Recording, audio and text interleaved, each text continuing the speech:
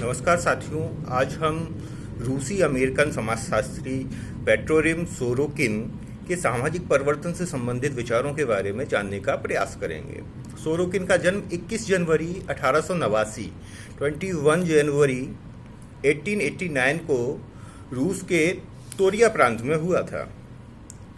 Sorokin को रूसी अमेरिकी समाजशास्त्री इसलिए कहा जाता है क्योंकि इनका जन्म रूस में हुआ था और काफ़ी लंबे समय तक ये रूस में रहे, रूस में कार्य किया, लेकिन तत्कालीन स्टालिन सरकार द्वारा इन्हें देश निकाला दे दिया क्योंकि यह स्टालिन सरकार के विरोध में लिख रहे थे, उनकी कमियों को उजागर कर रहे थे।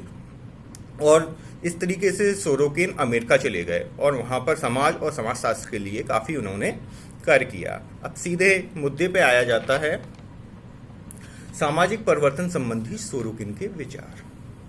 सोरोकिन ने लगभग पिछले 3,000 साल पुराने समाजों का अध्ययन किया और अध्ययन करने के बाद वो इस निष्कर्ष पर निकले कि कुछ मानसिकताएं होती हैं और उन मानसिकताओं में परिवर्तन के फलस्वरूप समाज में परिवर्तन होता है और इन्हीं मानसिकताओं को सोरोकिन ने संस्कृति माना है।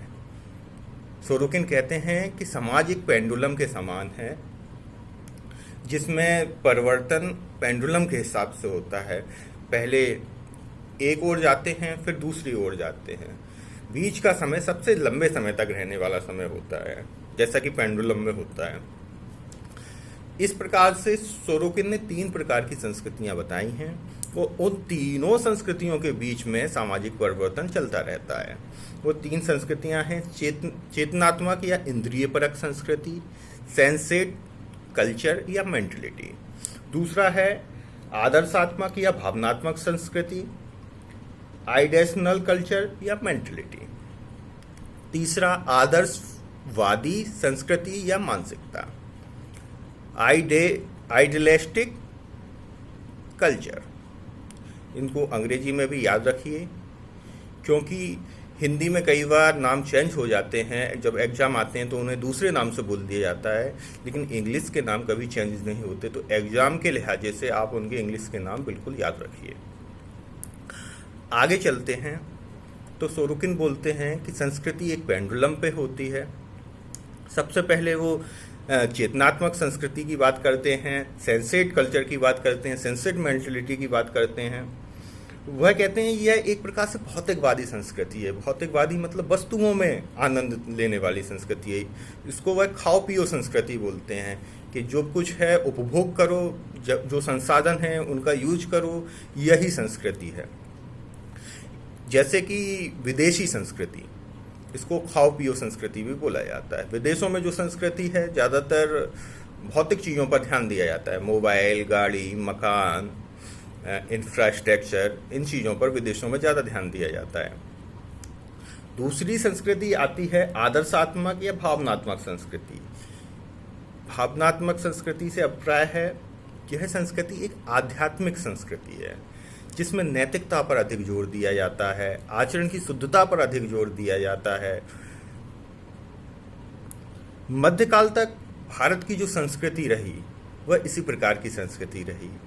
इसका सिर्फ अनुभव किया जा सकता है, ना तो विचारों को छुआ जा सकता है, न विचारों को देखा जा सकता है। विचारों को अनुभव किया जा सकता है, नैतिकता को अनुभव किया जा सकता है, आचरण को अनुभव किया जा सकता है। यही संस्कृति और सभ्यता में अंतर है।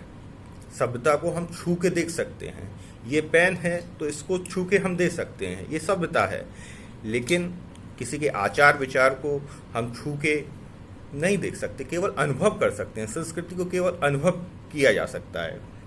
तो आदर्शात्मक या भावनात्मक संस्कृति नैतिकता को लिए हुए है, नैतिकता पर अधिक जोर देती है, आपकी आचरण की शुद्धता पर अधिक जोर देती है, उसके महत्व को स्वीकार करती है। मध्यकाल से पहले भारत में ऐसी संस्कृति थी और कहीं ना कहीं भारत चेतनात्मक संस्कृति की ओर जा रहा है, फिर भी भारत की जो आध्यात्मिक शक्तियां हैं वो उसको आदर्शात्मक संस्कृति की ओर भी रखे हुए हैं। आदर्शवादी संस्कृति या मानसिकता, आइडियलिस्टिक कल्चर या मेंटलिटी। ऊपर की दोनों संस्कृतियों के इसमें गुण पाए जाते हैं, आदर्शात्मक के भी और आदर्शवादी के भी। जैसे कि वर्तमान में भारतीय संस्कृति में खाओ पियो भौतिकवादी संस्कृति भी है, लोग भौतिकता की ओर भी भाग रहे हैं, गाड़ी मकान पैसा, लेकिन एक और नैतिकता आध्यात्म की ओर भी भारत की जनता का ध्यान है। तो भारत की संस्कृति वर्तमान में आदर्शवादी संस्कृति या मानसिकता कह सकते हैं। इस आधार पर सोरोकिन चेतनात्मक संस्कृति से भावनात्मक संस्कृति की ओर और भावनात्मक संस्कृति से चेतनात्मक संस्कृति की ओर परिवर्तन की बात करते हैं। पेंडुलम चेतनात्मक संस्कृति से आदर्शात्मक संस्कृति और आदर्शात्मक संस्कृति से चेतनात्मक संस्कृति की ओर जाता है। बीच में आदर्शवादी संस्कृति रहती है। सोरोकिन के इस विचार को एक पेंडुलम पे चित्र बना के आप प्रदर्शित कर सकते हैं। इसी विचार को सोरोकिन के सामाजिक परिवर्तन का सिद्धांत कहते हैं। सार रूप में सोरोकिन ने 3 प्रकार की संस्कृतियां बताई है: सेंसेट कल्चर, आइडेशनल कल्चर और आइडियलिस्टिक कल्चर। इन तीनों कल्चरों के बीच एक पेंडुलम की भांति संस्कृति घूमती रहती है। सबसे ज़्यादा जहाँ संस्कृति रहती है वह है आइडियलिस्टिक कल्चर के बीच में संस्कृति रहती है, क्योंकि पेंडुलम का जो मध्य होता है वहाँ पे सबसे ज़्यादा, जब इस साइड से पेंडुलम जाएगा और उस साइड से भी पेंडुलम जाएगा, सबसे ज़्यादा समय यहीं पर व्यतीत किया जाता है। तो ये संस्कृति सबसे ज़्यादा संस्कृति है और ये एक तरीके से संक्रमण काल है, संक्रमण का मध्य काल है चेतनात्मक संस्कृति से आदर्शात्मक संस्कृति में जाने में और आदर्शात्मक संस्कृति से चेतनात्मक संस्कृति की ओर जाने में।